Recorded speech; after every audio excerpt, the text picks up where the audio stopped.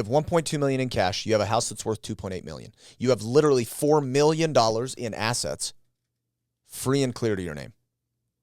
Rule of 5%. You can take $5K a month and never touch the principal. You're living off the interest, $5K a month. You have 2 kids. Guess what? When you die and they get inheritance, they get $2,500 a month. Welcome to Loans Elevated, the podcast that brings you the latest industry news, expert interviews, and insightful discussions that will help you stay ahead in this dynamic market. I'm your host, Brock Lassig, and I've spent years in the trenches of the mortgage industry, helping individuals and businesses navigate the complex landscape of real estate financing. I'm your co-host, TJ Heidenreich, and together we'll cover a wide range of topics, from business strategies that skyrocket your success to mindset and motivation that fuel your growth. Okay, welcome back to Loans Elevated. Me and TJ are together. It kind of seems like we haven't been together in a bit, but we're going to get into a fun topic. And before we do, I want to remind you all something that's really valuable. We're striving really hard to get some growth onto this channel. So if you could like and subscribe, and please share the episodes if they're bringing value. And if they're not, comment and tell us what we should do to bring value. Just do whatever you can to engage and help us grow. We would really appreciate it. But we're diving into a topic that I presented on at the Board of Realtors here in Salt Lake a couple weeks ago to Realtors. And they asked to present on wealth through real estate, but we kind of introduced this topic in a different way to kind of capture the essence of where we feel like we sit as professionals with our clients in the real estate transactions. Yeah. And why don't you dive into like how we started this out, kind of the mindset we have around this? Yeah. I mean, I feel like all real estate agents, lenders, anyone in sales, they strive not to be transactional. Like that's like their main point in selling. Like they want to build relationships with their clients, which it's I get. The rally cry. Yeah. I'm not transactional. I'm something else. I mean, hell, to be honest, we do it. We say we're not drive-through mortgage. We're holistic mortgage planners. I mean, it's kind of just a mantra that everyone can follow, which I think is a good mantra. But at the end of the day, we're dealing with a transaction. The transaction is transactional. You can't call it something that's not. And we get paid to facilitate, like we don't get paid unless a transaction closes. Yeah. So as much as I love talking about money and numbers and everything, I like talking about it to get paid. Right. That's why we do it. Yeah, exactly. That's why we do it. So It is transactional. And I think the clients, from their perspective, it's transactional. Do they want a relationship? Do they want to feel cared for? Do they want to trust who they're For talking sure. to? Yeah. Do you want a trustworthy person? Yes. But that's just part of like being like a good person. A good human being. That's just part of the job. But I think rarely do clients want a new buddy in their loan officer or their realtor. And that's where I feel like people in our industry get kind of, Dude, I don't have enough time to hang out with the buddies I have. The real legitimate, we don't ever hang out. Exactly. And it's like, I'm not looking for new people to fill my calendar. Exactly. You know? Even though I love my clients, and I have befriended several clients. But I think clients also want it to be transactional. Like it's about the transaction. They don't want it about something else. No. They don't want distractions about. I want to go to a true expert in my field that I align with morally, that I can have a great conversations with while I'm doing it. But at the end of the day. And maybe I share some hobbies with. Exactly. And maybe there's something fun to talk about. And when I talk to him a couple times a year, we can chat about that. Other than that, like I don't need to perfectly align with them in order to work with them. So I think everybody, if you really skin this thing down, everyone involved, whether it's the professional or the professionals and the client, it's transactional. Although you want to be cared for through the transaction. Which then you sparked and I'm probably jumping the gun a little bit here, but you said be transformational. Is that the right word? Yeah. Yeah. Right. And that was kind of the goal is we were like, we are transactional. And it's not a bad thing because we kind of have to be. And I think the clients want it. And it is a transaction. It's why we're engaged. We're building relationships as professionals to earn the trust and opportunity to serve them in a transaction. Right. Whether it's the current one or we retain relationships and do client appreciation events and things to earn the next transaction. So it's just the nature of the beast. But the challenge was, in the end, how can we as professionals facilitate these transactions in a way that truly brings a transformational difference into our clients' lives. Mm-hmm.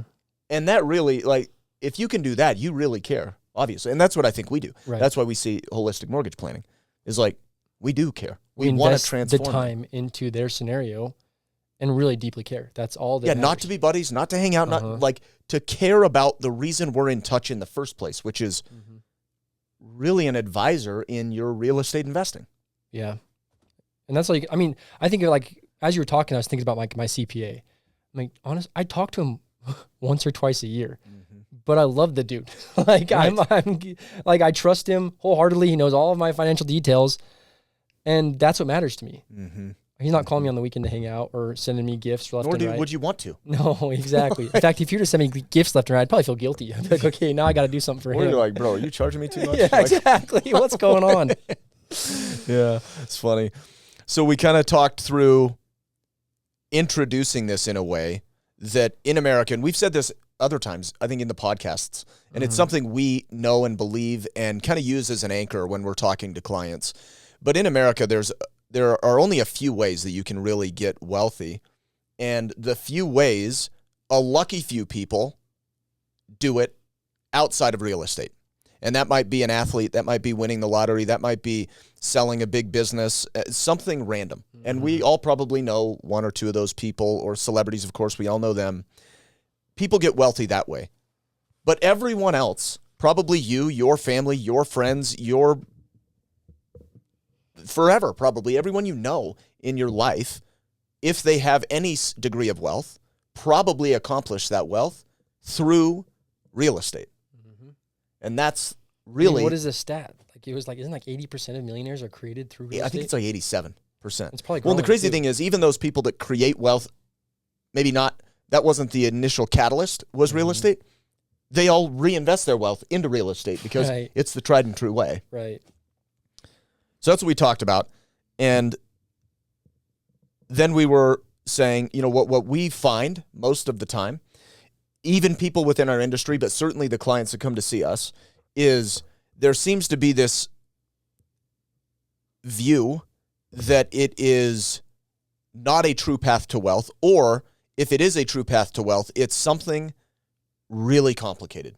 You got to have tons of money. You got to take tons of risk. You have to, it's just something that the ordinary person can't do. So I just got to get a house with a roof over my head and make sure I got a comfortable payment, and that's as far as it goes. So I feel like people either maybe they just overcomplicate it in their minds, I would say. Yeah, they overcomplicate it, or they do the exact opposite and they oversimplify it. Like, I'm selling a house to move up.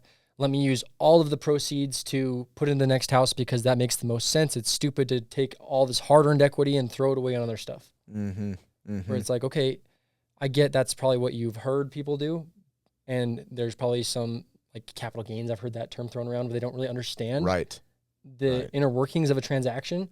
And that's where we come in. It's like, okay, we can be transformational and educate from start to finish rather than just saying, oh yeah, you've got the proceeds, let me plug it in and here you go. Yeah, that's what we call drive-through mortgage. It's like, that is what we're fighting against.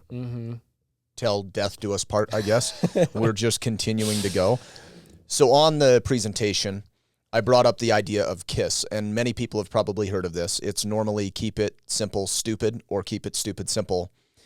And from our perspective, we shifted that, and it was keep it strategic and simple, because there are these people that maybe oversimplify it, but they're not strategic with it, or there's people that overcomplicate it, and it could be way more simple as long as you were strategic with it to create insane amounts of wealth through real estate. And I mean, the fact is, you and I have basically all of our wealth is through real estate. 100% of mine, or sourced because of real estate. It's crazy. And I think if you really think through that, that's the way it is. So we had this concept to really simplify, because we were presenting to realtors and we wanted to make it so simple that, like, wealth in real estate is not a hard thing, and it doesn't take doing anything crazy.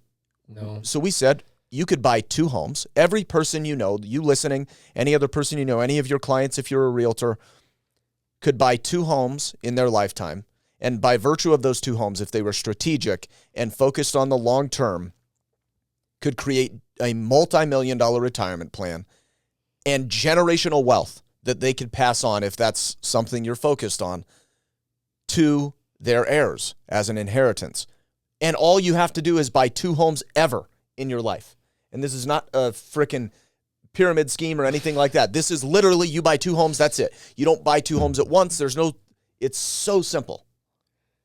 Well, and it just makes it feel easier. When you hear it's just 2 houses, it feels like, okay, I've got time. I think everyone is always so nervous. They feel like they're behind the curve. Yeah. We talk to tons of clients like that. Yeah.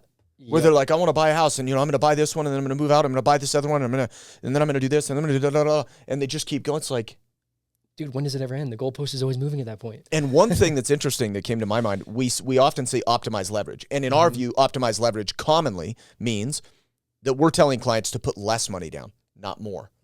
But sometimes it depends on your situation. Like, some people try to over leverage where it's not optimal. They're doing 0% down time after time after time after time. And it's like, yes, that's good. And over a very long period of time, you'll probably make some money on that. But that may not be the exact right choice. There's a time in life I've been there where I felt over leveraged financially. And then I felt over leveraged on my time because I was so stressed about being so over leveraged. It's not worth it. There comes it's a seesaw affair. You've got to have your checks and balances in place. Yep. That's where you have to be focused on the strategy. I think that's like our favorite word. We say holistic strategy. You have to be looking at all the facets and not get tunnel visioned on need a low payment. Need to pay off my mortgage as quickly as I can. Need to buy as many homes as possible. You can't get tunnel vision on one thing. You got to think through it holistically. Exactly. And I think really have the conversations with yourself on what you really want. For example, I had a client today where we hopped on the phone, and his main thing, and it said in my consultation notes, only thing that matters to him is a low monthly payment. That was the only thing that mattered. But then as I talked to him, I'm okay, well, help me understand this. Why do you want a low monthly payment? Come to find out, he's on a fixed income. He's just recently retired and is super stressed about the monthly payment. Well, now knowing that, it's a little bit counterintuitive, but he's now is leveraging more of the home, keeping more cash liquid, higher monthly payment, but can use that cash in his favor. And the crazy thing is, you told me about this earlier today. He had talked to 4 other lenders before you. Yeah. And not one damn lender proposed anything to the contrary of, perfect, we'll put all your money down and they were all just trying to race each other to get the lowest rate, which we were competitive with rates, and ultimately he's going to go with us. And you want the best rate, of course. But it's like, you need to understand what you want. Exactly. And you need a professional. Yeah, and help me understand what you want ultimately. And that's how I can help you craft this and be the most strategic as possible. Exactly, yeah. That's crazy. It's crazy how often it happens, time and time again. And the frustrating thing for us, I think this is where I get reinvigorated with man, we got to reach more people, is there's so many people that don't get a chance to talk to people like us in our positions. The fact is 99% of the industry is full of a bunch of, that's where this whole transactional, I'm not transactional thing comes in, but 99% of the industry doesn't even know enough to guide the clients. That is being transactional. It's just simply taking what the client's telling you and then giving them exactly what they want. Here's my rate. Have fun with it. That's what people mean when they're like, I don't want to be transactional. Right. You don't want to be shallow inside of the transaction and not thoughtful. And it's just crazy. It sucks because it's a low barrier to entry in our industry. And a bunch of clients get guided down things, and they get tunnel visioned on stuff because it's billions of dollars is pumped into advertising on all this stuff. Lowest rate, lowest this, lowest that. And clients really miss the point and don't even get the chance to capitalize like we're going to kind of run through today. Well, and how many, there's real estate agents too that I get for any professional you're hiring, how many professionals or how many real estate agents are too scared when they get a seller, they're too scared to actually tell them what the home should be listed for based on comps because they're so scared that they're going to lose the client because that's the only client they've had in months. That's being transactional, just doing what the client wants. Well, that's where it takes clients.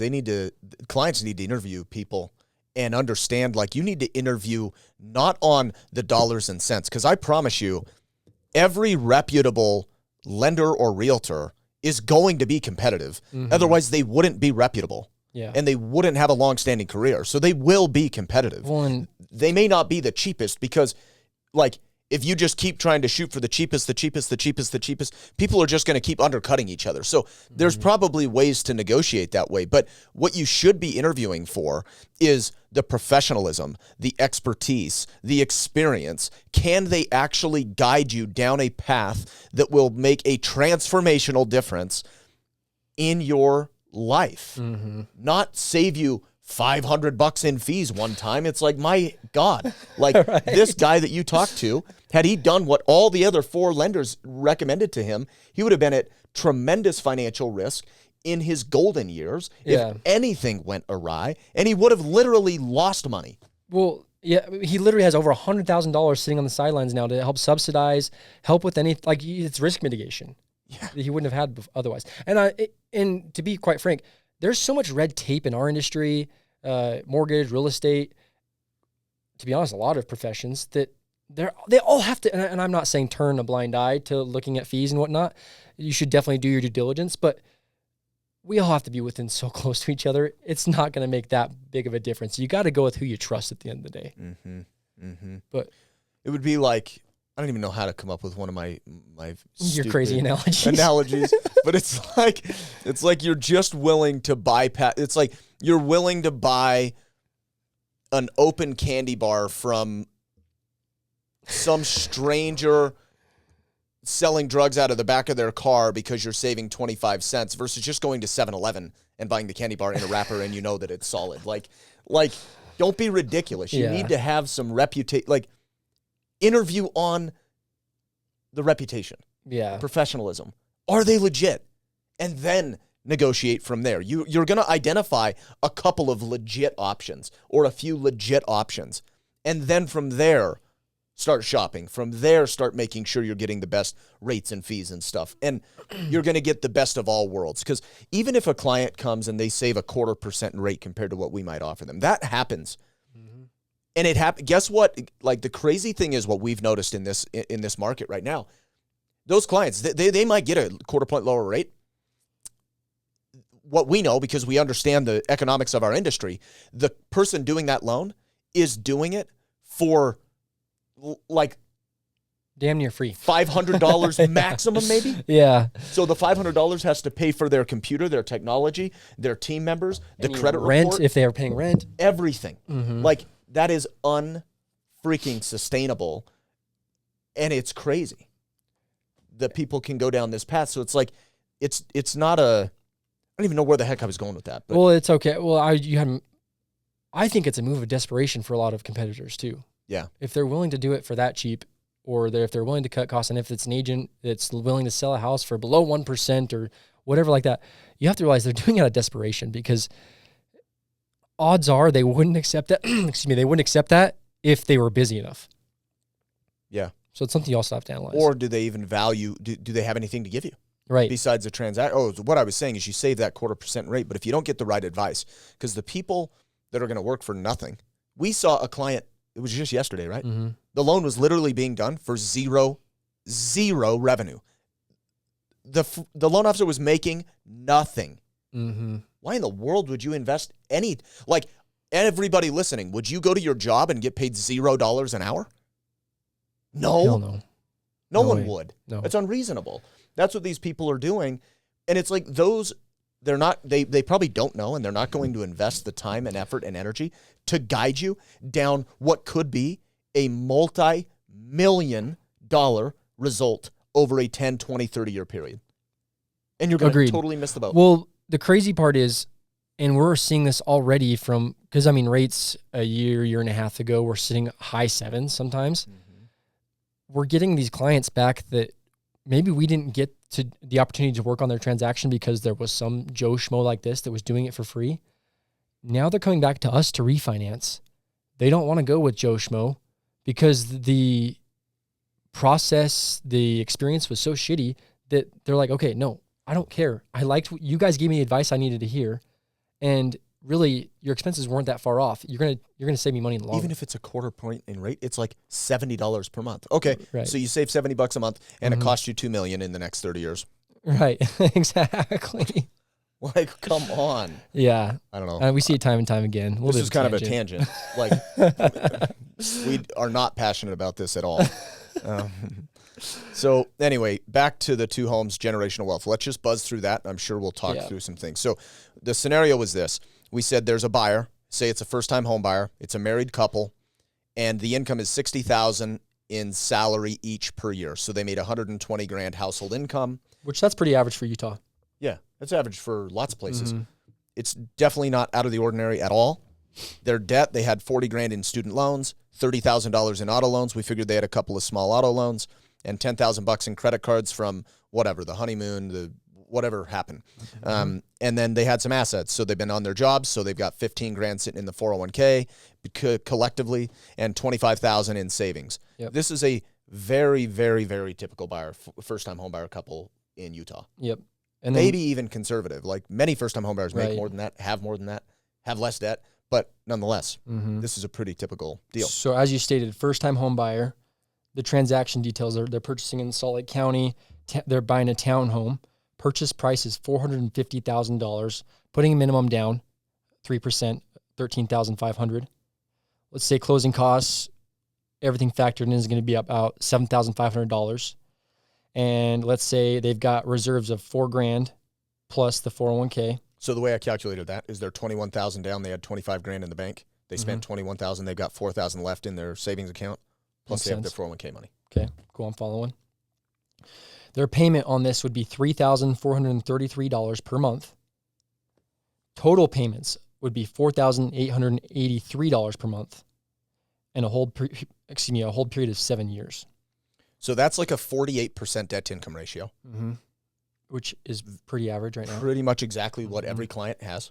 So what we're presenting here, and the reason I wanted to underscore this, we didn't curate this in a way to make our example or our point valid. We actually started with what's the most standard, basic, realistic transaction that will happen. And then let's work from there and see how the numbers reverse engineer. We didn't reverse engineer. We actually engineered forward. Which is rare for us. Yeah, I know. But to your point, we just wanted to make the point that this is how it goes pretty much every single transaction. This isn't and just it's accomplishable. Curated. And it's accomplishable for every basic scenario. You don't need to be a special, you don't need to make tons of money or have tons of money. Or there's nothing out of the ordinary. Or know something that someone else doesn't. Or have no debt or whatever. Yeah. It's a basic thing. So they hold the house for 7 years. This first house, they buy the townhouse, hold it for 7 years, keep paying their payments, living their life. They qualify like almost every buyer qualifies. In 7 years, assuming regular appreciation rates, we ran this at 4.5% appreciation. If you saw my market update that I have recorded over the past several months, today I recorded one for June, you would see that just in 1 month, we saw 2.5% increase in sales prices. 4.54 is so damn conservative. I mean, I don't know. It's insanely conservative, but nonetheless, we're using very conservative numbers. We're not overstating anything, or we're not creating anything unique. That $450K house is worth $614,000 in 7 years with very nominal appreciation. $614,000. It's stupid. So then dive into step 2, liquidate. So liquidate, sales price, selling it for that $614,000 after the 7 years. Let's say you've got 7% in sales costs. This is paying both agents, whatever other fees, title you're going to have. So we just guesstimate at 7% sales costs, which would be $43K. Remaining balance would be $395,000. Does your home and auto insurance seem to go up every year without fail? Mine did too. I thought this was just the way the insurance industry worked until I found my friend Alan Johnson with American Family Insurance. After more than 15 years with the same insurance agent, he saved me over $3,000 per year when I switched. I refer all my family, friends, and clients to him, and their experience is similar. Great rates and a great experience. Call Alan for a free quote today at 801-708-2962. Net equity would be $176K tax-free. they're married, right? Scenario. Yeah, that was the idea. Yep. Okay, married scenario. Now, a couple things. That $395,000 balance was assuming you get a rate that's available today and you never refi. So we're not assuming rates go down. Right. We're not assuming anything. You get a rate you can get right now. You could call me today, lock in this rate, and you hold that rate and do nothing else. You just make regular monthly payments for 7 years. House appreciates at a very low estimation. You have $176,000 in cash after you sell in 7 years, and you pay none of that money to Uncle Sam because of the tax code. The reason that's tax-free, and we're saying that, is there is a primary residence tax exemption that most people qualify for. Married couples have up to $500,000. Mm-hmm. So you have $176,000 net. That is money, cash in your bank. $176,000 in 7 years. A first-time home buyer in 7 years? Very few investments can you make that you're going to have that type of advantage. Well, and dude, look at this. 7 years. That's $25,000 a year. Yeah. So this first-time homebuyer couple that is probably in their younger 20s, it's 838% ROI. Just by making regular payments, miraculously saved over $2,000 a month, tax-free. Yeah, it's because of this. Yeah, 838% return on investment. It's 120% per year. So like TJ was saying, it's like there's not you go look at your 401k, even in the best years, you're making 20%. Yeah. And that's taxable. Yeah. The 119% is not taxable. And the way we calculated that was that $25,000 per year in profit compared to the original investment of $21,000. You're making more every year than you invested one time. Which is well, nuts. People get confused on this. Like, they don't understand why the ROI is so high. The ROI is so high because you had a very small initial investment. Your initial investment was $13,500, but you were growing based on the price of the value of the home, not your investment. That's what's so powerful about this. People don't understand that still. That's the difference of every other type of investment practically, unless it's something risky like margin accounts on a stock, on a brokerage account. You invest a tiny bit into a house, you get the profit on the full value of the house. That's rare. It doesn't exist elsewhere. Yeah, unless you're in ultra high risk. So now we say, let's reinvest this capital. So you got $176,000. You made tons of money, tons of profit. Nothing that could even come close. Now we're assuming you got $23,000 in debt remaining. So over that 7 years, you probably paid off the car loans with regular monthly payments. You probably paid down the student loans, and maybe you probably still have the credit cards, is what we assumed. So you got $23,000 of the original. What did we say? Originally there was $80,000 in debt. We're saying in 7 years you paid down $57,000 of that $80,000. You got $23,000 left to pay. We're going to invest that $23,000 first, pay off all the debt, eliminate everything, so you have no debt after you sell this home. Now we say you upgrade to a $750,000 home. So it's a healthy upgrade. That's what I was going to say. Like a 25% upgrade. Yeah, you're going to feel that difference in the home. Like right. You're going to feel like you're walking into a much nicer house. Yeah, and it's not, and that's fully realistic. These numbers too, which is crazy. So let's just say we just said 10% down because you can still do 3 or 5% down easily, but we just said 10 just for fun. So 10% down plus pay your fees. We're going to assume that you invested $85,000 into the house. So now you have a remainder of that $176,000 of $68,000. And what we're saying is just invest that somewhere else. Don't put it all down on the house like TJ talked to that client earlier. They were going to put all their money down on the house. Well, especially younger clients, these first-time homebuyer types, if you got that $68,000, it's going to increase your payment hardly. Like we're talking $300 or $400 a month difference on monthly payment. Yeah. But now you've got that capital. Just throw it in. What we said is put in the S&P 500 just for simplicity. You can put it wherever you want. We're not saying you should put it there, but $68,000, throw it in the S&P 500. That's how you allocated that $176,000. Now the crazy thing is the total monthly payments, because you paid off all your debt. You bought this new $750,000 house, the mortgage payment, and we assumed the same rates as they are today. So we're not assuming rates go down in 7 years. Yeah. Which hopefully they do. Yeah, right. Exactly. Things could theoretically get better. Yeah. $48.66 payment versus originally your payments were $48.83. Literally paying less. You're paying like $20 a month less. Go to you McDonald's. Yeah, right. You earned a McDonald's. You might be able to deal. afford that in Exactly. 7 years, maybe. I don't know. Exactly. A Happy Meal. But the point is, you're less money out of pocket. Worst case scenario, the same money out of pocket. You now upgraded your home by a 25% upgrade. You have no other debt at all, and you've got $68,000 to invest in retirement or for retirement. And the cool thing about having no other debt and having all your payments consolidated within a mortgage payment, even if you're borrowing more on the mortgage and less on other things, is that mortgage, the interest on the mortgage, is tax deductible for most people. Mm-hmm. So now you're going to pay less in income taxes, and there's profit there that we're not even considering. It's crazy. So now talk about the results. So fast forward 30 years. Because we ran 30 years because most mortgages are 30-year mortgages. So we figured this. Let's just clarify why we kind of looked at it this way. And we can run numbers custom for anybody. But we said first-time homebuyer couple. They're like, 25. Yeah, 25. They hold the house for 7 years. They're 32. They buy a new house. They retire when they're 62. Mm-hmm. It all equates. This all lines up perfectly. So in 30 years' time, with that same appreciation rate of 4.54%, the home value is $2.85 million. And it's free and clear. Free and clear. At that point, there is no debt on that. At that point, do they even want that big of a house? Maybe they want to sell that house. But let's ignore that for a minute. Remember, they invested a bunch of cash. How much was it again? $68,000. $68K.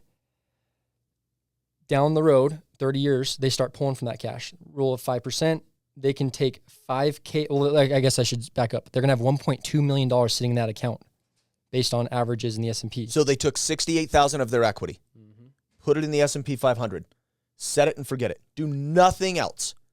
Close your eyes. Don't make any additional You literally don't have to invest. You don't have to invest elsewhere. Nope. Of course you can. If you got 401k match and stuff, great. But what we're assuming is all you did was that. Mm-hmm. No additional Spent the rest of your cash. any free cash you had. You have $1.2 million in cash. You have a house that's worth $2.8 million. You have literally $4 million in assets free and clear to your name. Rule of 5%, you can take $5K a month and never touch the principal. You're living off the interest, $5K a month. You have 2 kids, guess what? When you die and they get inheritance, they get $2,500 a month. Same thing happens. And that's not even considering the value of your home. Yeah. Let's say you downsize your house. Now you've got extra cash that you could then throw into this market and do the exact same thing. You don't downsize your home. You die, your kids have that house, and they have a multi-million-dollar windfall of cash. And when you die, there's a step up in basis where they don't pay taxes on that probably either. And so that $68,000. So you made a choice to buy a house. That's step one. Mm-hmm. You held on to that house. It afforded you the opportunity to pay off your debt and buy a new house. And you were strategic enough and thoughtful enough. You talked to me or TJ or Ryan, and you chose to put that $68,000 somewhere else. In this example, we said the S&P 500. You have $2.8 million in assets in a free and clear house. You have $1.2 million in cash. That $1.2 million can supplement your retirement, paying you after taxes $5,000 a month forever. The $1.2 million never depletes, never goes away. You leave it to your children and maybe your grandchildren for an inheritance. I can say that if I had $2,500 a month of just passive income that I didn't have to work for, I'd live life a little bit differently. For sure. Mm-hmm. It would be amazing. I'd have different investments, different risk threshold. It would be, it'd be crazy. You would have so many more options. And this is, bear in mind, reversing back to a married couple making $60,000 a year. Frankly, in Utah, for somebody that is a professional, that's low, $60,000 a year. Yeah. As a salary. Yeah, I'd say it's closer to $80,000. 70, 80 in that range, at least upper 60s. Mm-hmm. So we're being conservative.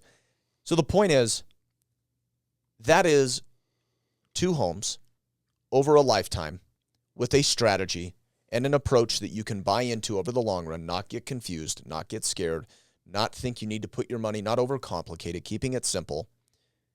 And you have generational wealth. You have a much better retirement. Well, and this is just one scenario, bro. Right. Like, we could have ran this instead of running in the S&P, buying an investment property, or maybe to even start over, Maybe it's someone that feels like they're stuck because they've got a low interest rate from COVID and they want to upgrade their house.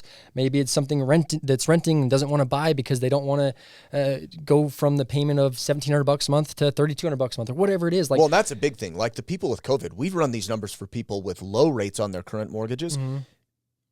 But these people that bought during that time have hundreds of thousands in equity. So much equity. And equity is lazy unless you're using it. For sure. We're talking like $500,000, $600,000. Yeah, life-changing amounts of money. Now compound that with the same type of strategy, it's ridiculous. And like you said, the renters, so many renters, and don't ever hear this message of like, yes, maybe right now it's more expensive to buy a home than it is to rent. But you own a piece of real estate that grows. Like, you're not going to say this same house is $800 more per month to buy than it is to rent. Well, every year you make $25,000 in profit. And that's so big freaking deal. Yeah. You make so much money. Like, it's untouchable.